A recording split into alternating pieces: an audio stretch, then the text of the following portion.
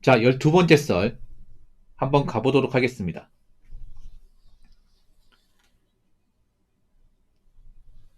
댓글 컨텐츠고 영상 제목 아무런 스펙이 없는데 배달을 어떻게 떠나?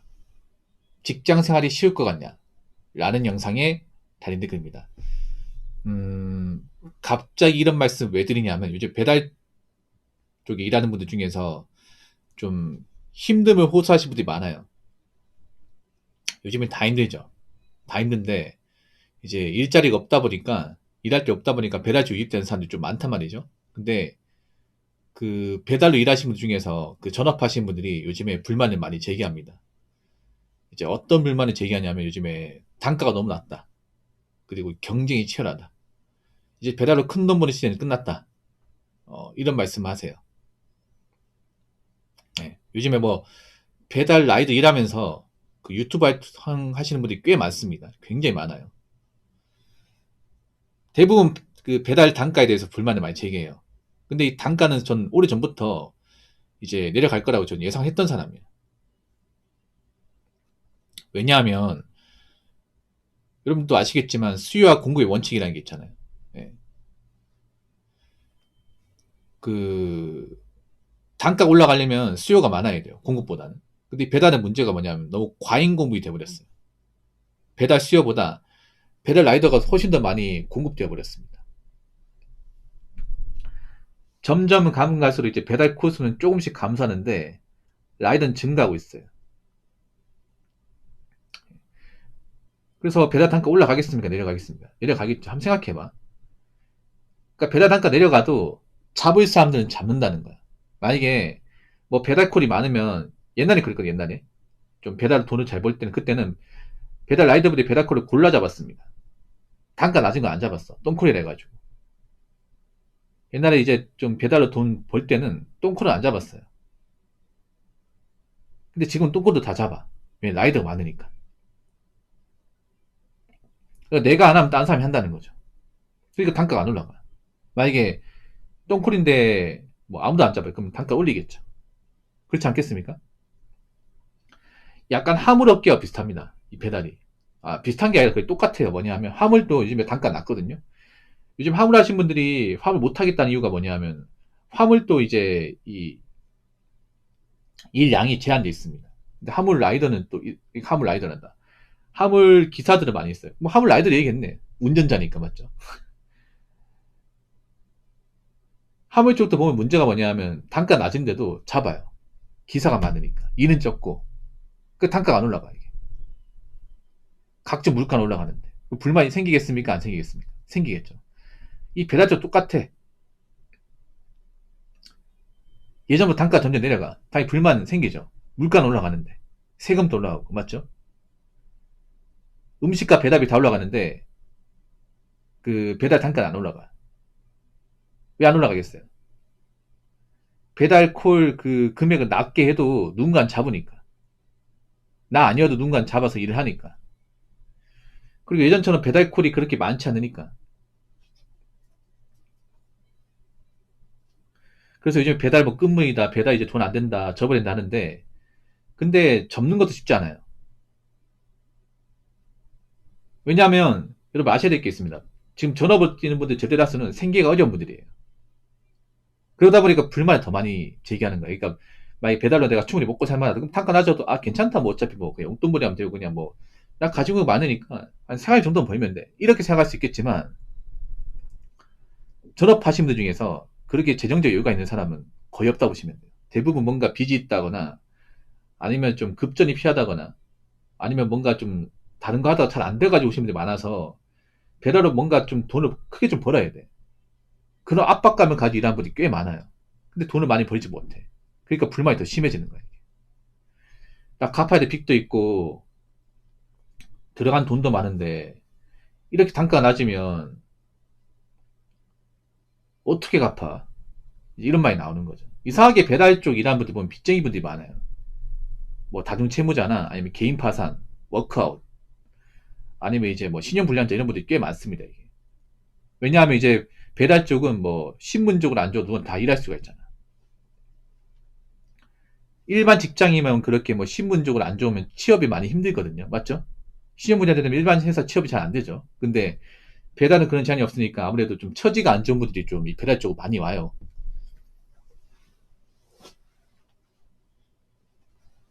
문제는 그분들은 좀 돈이 많이 필요해.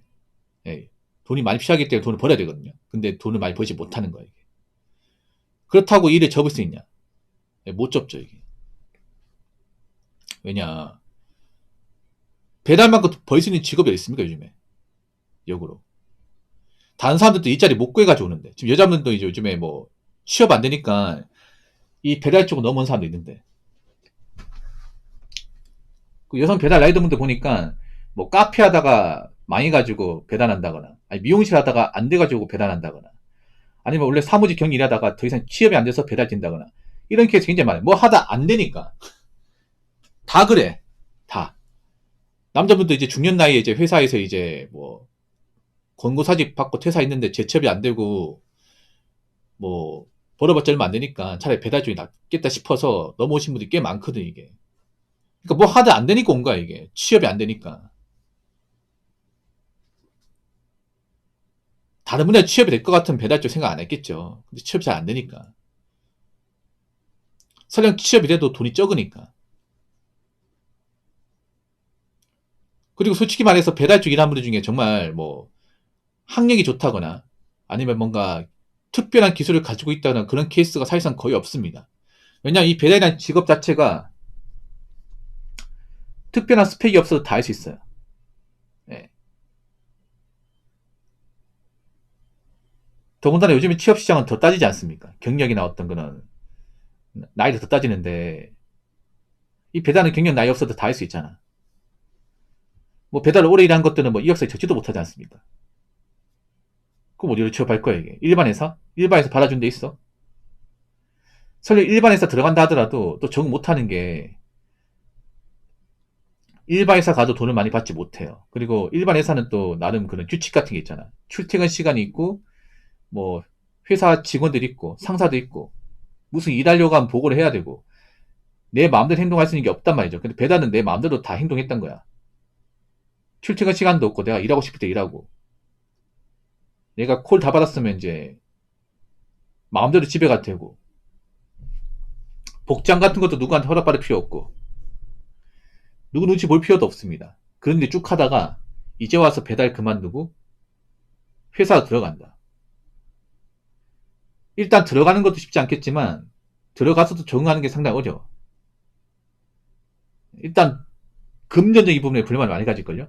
뭐 일반 중소기업 들어가도 특별한 경력이 없으면 뭐 사원급 대우 받을 텐데 그럼 한 220, 30 받을 거 아니야. 아무리 배달 쪽에 돈이 요즘에 안 좋아도 220, 30 벌 수 있을 텐데 전화번호 하면 300 벌 수 있을 텐데 좀 쇠가 빠지게 하면 그러면 배달 생각 나겠습니까 안 나겠습니까? 아니씨 뭐 중소기업 들어가도 월급 얼마 안 되는데 차라리 이 돈이면 내가 배달 때문에 이것보단 더 벌 수 있는데 아 직장에서 해야 스트레스 많이 받네. 뭐 내 맘대로 할 수 있는 게 없네. 눈치도 많이 봐야 되고 그냥 다시 배달할까? 이 생각 들지 않겠습니까? 그런 케이스도 있습니다. 그러니까 어린 나이에 배달집 들어왔는데 위험하고 좀 힘들어서 다시 직장을 들어갔는데 그 직장에서 얼마 못하고 또 나와가지고 다시 배달을 들어오는 거야 이게. 예, 그런 케이스도 있습니다 이게.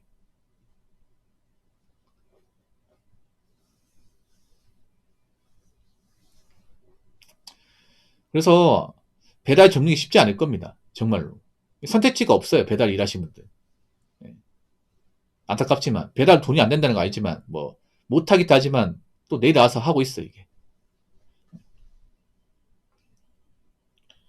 그래도 어떻게 하겠습니까? 해야죠.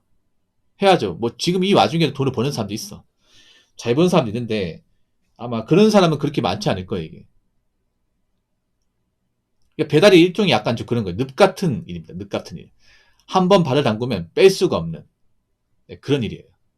그리고 앞으로 더 큰 돈을 벌기 힘든 게 배달 라이더는 점점 많아질 수밖에 없습니다.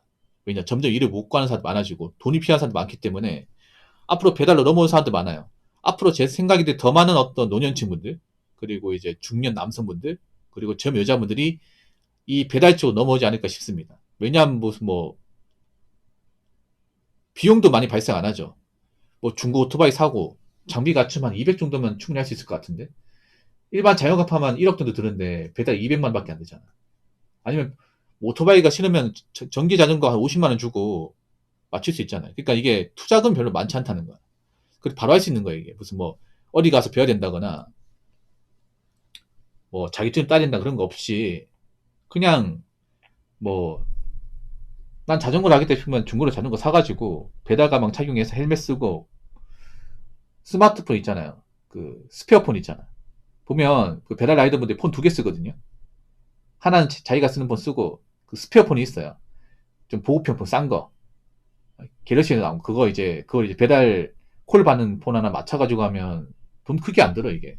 그러니까 이게 금방 할 수 있는 거야 금방. 무슨 뭐 배우는데 오래 걸리고 돈 많이 들고 구하기 힘든 게 아니죠. 구하기 쉽고 돈 얼마 안 들고 당장 할 수 있고. 그러니까 안 할 이유가 없죠 이게. 앞으로 돈이 궁한 분들은 더 이쪽으로 넘어오게 돼 있습니다. 지금 경기가 안 좋다 보니까 취업 못하고 돈 들어갈 때 많고 돈 나올 곳은 없고 나이는 먹어가고 점점 미래는 불투명하고 그러니까 이제는 여자분들도 많이 하게 돼 있어. 점점 많이 하게 돼 있습니다. 그 배달 일하는 거 부끄러운 거 아닙니다 여자분들. 하셔도 돼. 예, 여자분들 하셔도 되는데 대신 조심하라는 거죠. 예, 아무래도 이게 일이 위험하니까 예, 하는 것 자체는 나쁘지 않은데 이제 좀 조심해야 되는 거죠 이게. 예. 일 해보시면 아실 겁니다. 이게 일하면서 중간중간 다치는 경우도 많이 있고 넘어진 경우도 있습니다. 그리고 크게 사고 날 수도 있기 때문에 다른 일보다는 상당히 위험해요.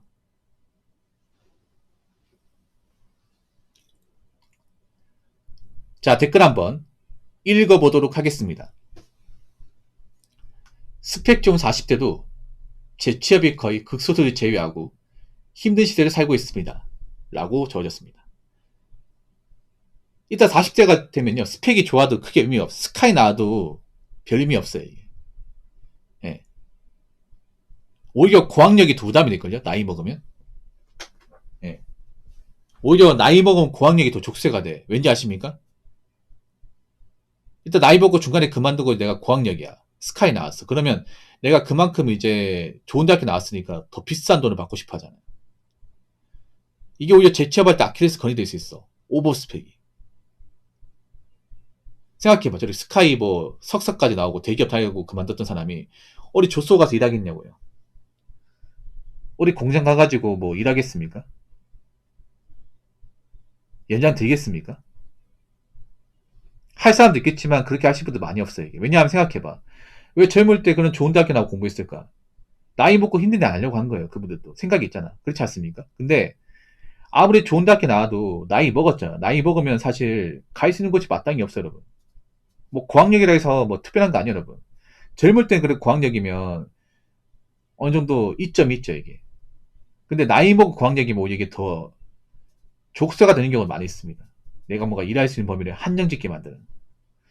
보통 나이 먹고 고학력 분들은 보통 이제 뭐 교수가 된다거나 아니면 뭐 강사를 한다거나 이런 게 있었는데 요즘엔 그런 자리도 마땅히 없습니다. 예. 요즘엔 뭐 학교도 뭐 점점 없어지고 있으니까 뭐 학원 강사도 마땅히 자리가 없고 그리고 이제 대학교 그런 강사 자리 뭐 시험 강사 자리도 많이 없어요 이게. 그래서 나이 먹고 일을 못하면 스펙이 아무리 좋아도 사실 힘이 없어요 여러분. 네. 뭐 옛날처럼 뭐 있잖아 무슨 뭐 스펙 좋다고 누가 동문이 끌어주고 이런 문화도 잘 없습니다. 그러니까 나이 먹고 어느 조직이든 내가 살아남지 못하면 고학력이든 저학력이든 힘이 빠지는 거는 사실입니다. 예. 그래서 뭐 어쩔 수 없어요. 나이 먹으면 현실과 타협하는 수밖에. 예. 힘들더라도.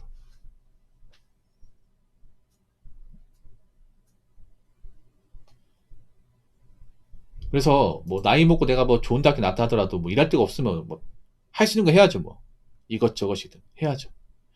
내가 왕년에 그래도 공부 좀 잘해가지고 좋은 대학교 나왔고 뭐 좋은 데서 일했는데 그 옛날이잖아. 어차피 나왔지 않습니까? 이미 한 번 나온 마당에 뭐 두 번 할 수 있나? 다시 돌아갈 수 없잖아요. 과거 영매일 게 아니라 이제 현재 내 현실을 받아들이고 뭐 거기에 맞게 이제 일을 찾아야겠죠. 예. 이제 뭐 나이 많고 이제 뭐 내가 좋은 대학교 나왔고 좋은데 일했다고 해서 막 뭐 떠받들어주고 인정해주고 그런 거 많이 없을 겁니다 이게. 그러니까 뭐 나이 먹으면요 뭐 좋은 대학교 나왔든 뭐든 간에 내가 어떤 조직에서 나오게 되면 예, 힘든 건 똑같습니다. 그래서 지금은 나이 먹고도 내가 조직에 살아남느냐 아니면 나이 먹고도 내가 들어가서 일할 수 있는 곳이 있느냐 이게 정말 중요합니다. 고학년을 떠나가지고. 그리고 내가 아무리 스펙이 좋아도 나이 먹고 내가 그만둘 때 생각을 해야 됩니다. 그냥 이제 거기 빠질 게 아니라. 예, 지금 대기업 다니는 분들 그런 거예요. 내가 대기업 다녀서 뭐 다른 회사 직원들보다 돈 좀 더 버는 사람도 있을 겁니다. 근데 거기에 자만하시면 안 돼요. 돈을 많이 번다는 게 오히려 회사 입장에서는 굉장히 딜레마가 될 수 있는 겁니다. 왜냐? 보통 희망퇴직할 때는 짬 많이 차고 돈 많이 받는 직원부터 내보냅니다.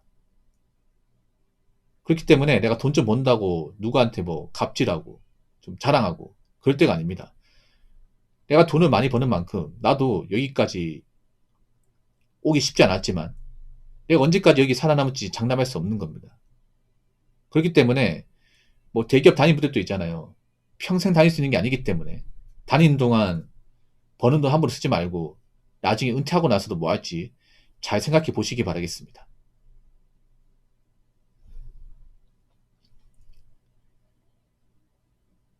자, 이상으로 12번째 썰 마치도록 하겠습니다.